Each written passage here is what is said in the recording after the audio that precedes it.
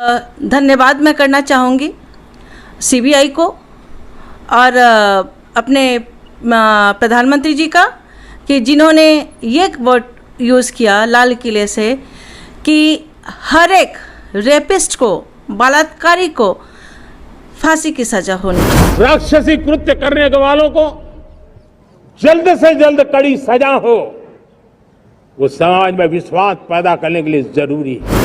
जिसके पास संस्कार नहीं है, इंसानियत नहीं है, तो इंसानों के बीच क्या करेगा? उसे फांसी की सजा मिलनी चाहिए और जितना जल्दी हो सके उसे दी जानी चाहिए। बलात्कार की या महिलाओं पर अत्याचार की घटनाएं घटती हैं तो उसकी बहुत चर्चा होती है, बहुत प्रचार होता है, मीडिया में छाया। लेकिन जब ऐसे राक्षसी मनोवृत्ति व्यक्ति को सजा होती है तो वो खबरों में कहीं नजर नहीं आती है, कोने में कहीं पड़ा रहता है। अभियोग में जो भी फंसा है वो किसी का भी बच्चा हो, बेटा हो, जिसके वो संस्कारहीन है, इसीलिए उसे जिंदा रहने का भी हक है।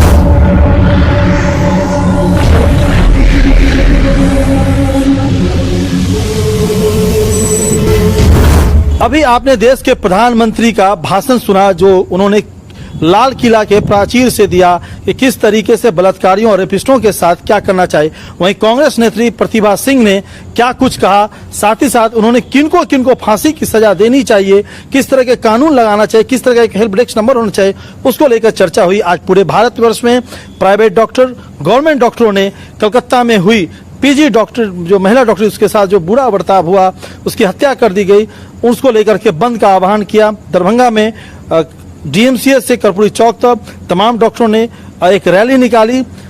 उस रैली में सभी ने नारे लगाए, एक प्रोटेक्शन कानून चाहिए। सुनिए प्रतिभा सिंह ने भारत के प्रधानमंत्री से किस तरह के कानून को लाने की बात कही और किनको किनको फांसी की सजा देनी चाहिए।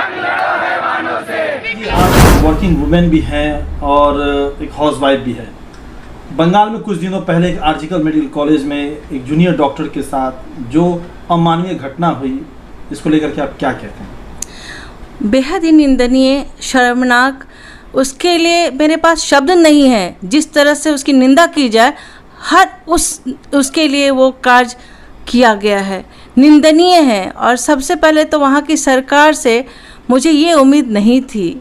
वहाँ की सरकार इसे मैंने प्राइम टाइम में लेकर इसको काम करना चाहिए था। जो एविडेंस वहाँ अब मिल रहे हैं वो उस समय भी मिल सकते थे।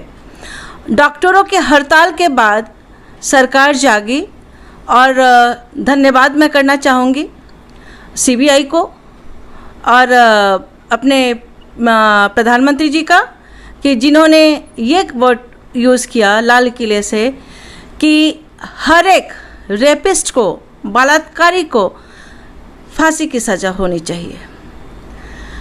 हम डिमांड कर रहे हैं कि इस अभियोग में जो भी फंसा है वो किसी का भी बच्चा हो, बेटा हो, जिसके वो संस्कारहीन है, इसीलिए उसे जिंदा रहने का भी हक नहीं है। जिसके पास संस्कार नहीं है, इंसानियत नहीं है, तो वो इंसानों के बीच क्या करेगा? उसे फांसी की सज़ा मिलनी चाहिए और जितना जल्दी हो सके उसे दी जानी चाहिए। दूसरा ये निर्भया कांड है। अगर देखा जाए तो इसके पहले निर्भया कांड में लोग जागृत हुए थे, लेकिन अभी भी जिस हद तक लोगों को जागना चाहिए, काम करना चाहिए, वो सब नहीं हुआ। धन्यवाद करती हूँ मैं डॉक्टरों का जो अपने सहयोगी सहपाठनी के लिए आगे आए और धरना पर बैठे, और आज वो देन है कि सीबीआई वो जांच कर रही है उस चीज़ को। दूसरी बात ये है कि प्रधानमंत्री ने अपने लाल किले के भाषण में दिया कि उन सभी रेपिस्ट जो गलत काम कर उनको फांसी की सजा देनी चाहिए। लेकिन एक चीज़ देखी जा रही है, कुछ दिनों पहले ही, देश की आज़ादी से पहले ही, दो भारत के सबसे बड़े बाबा कहे जाते हैं आसाराम बापू और राम रहीम को बेल दे देना, फिर तो रेपिस्टों का तो मनोबल बढ़ जाएगा। ये बहुत ही शर्मनाक स्थिति पैदा कर दिया गया है जो पेरोल पे छूटते हैं। अभी हरियाणा में इलेक्शन डिक्लेयर हुआ, गुजरात में इलेक्शन डिक्लेयर हुआ। मुझे लगता है कि उसके मद्देनज़र रखते हुए इन दोनों को छोड़ा गया है। उनको तो सबसे पहले फांसी की सज़ा मिलनी चाहिए थी, क्योंकि वो एक गुरु के भेष में भेड़िया हैं। उनको तो छोड़ना ही नहीं, पेरोल क्या, उनको तो ऐसे काल कोठरी में बंद करना चाहिए कि एक रोशनी के लिए तड़प जाए। अगर पहले की तरह काला पानी की सज़ा होती तो उनके लिए मैं वो भी मांग करती कि काला पानी की सज़ा हो, कि जिंदा रहें पर हर एक सेकंड तड़प तड़प के गुजारे। आपको शायद पता हो कि नहीं, दरभंगा के हाया घाट में कुछ महीनों पहले एक पंचायत में एक महिला का होता सौदा किया गया 4 लाख में।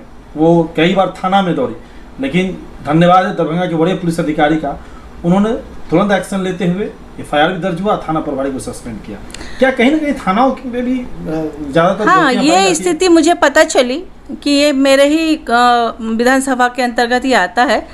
ये भी बहुत ही शर्मनाक है कि किसी के भी आप इंसानियत का सौदा कह लीजिए, शरीर का सौदा कह लीजिए, मैंने उसका पैसा से आप तुलना कर रहे हैं। समाज को भी समझना चाहिए, और उस समाज को तो मैं तो कहती हूँ कि धिक्कार है ऐसे समाज पर जो एक लड़की का सौदा कर रहा है।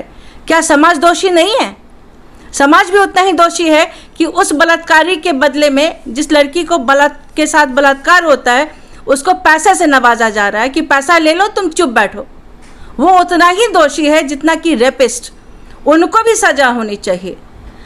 और थाना प्रभारी को मुझे पता चला कि थाना प्रभारी को सस्पेंड कर दिया गया। बहुत अच्छा कार्य किया गया, लेकिन कहीं ना कहीं आपको नहीं लगता कि थाना भी उतना ही दोषी है? ऐसे ऐसे कई घटनाएं कई थाना में होगी। आज हाया घाट का मुझे पता चला, कल बहुत जगह पूरे हिंदुस्तान में कहीं ना कहीं इस तरह के बहुत सारे होंगे जो बंद बस्ते में होंगे। मैं एक आप लोगों के माध्यम से सरकार को एक बात कहना चाहती हूँ कि अगर वो कर सकते हैं कि नए नए नियम लाते हैं तो एक नियम ये भी बनाए कि जितने भी केस कहीं से भी महिला फ़ोन करे, सिर्फ एक टोल फ्री नंबर हो कि जो सेंट्रलाइज हो, जहाँ से तमाम सरकारी संस्थाएं, गैर सरकारी संस्थाएं, उन सब के वेबसाइट पर ये सारा रिफ्लेक्ट करे कि ताकि वो लोग भी देखें कि कहाँ किस तरह का केस आया है और उसमें उस पर नज़र रखी जाए और किस तरह से उस केस की समाप्ति होती है। दूध का दूध पानी का पानी होता है क्या, क्या झूठा है क्या सच है, सब कुछ खंगाला जाए।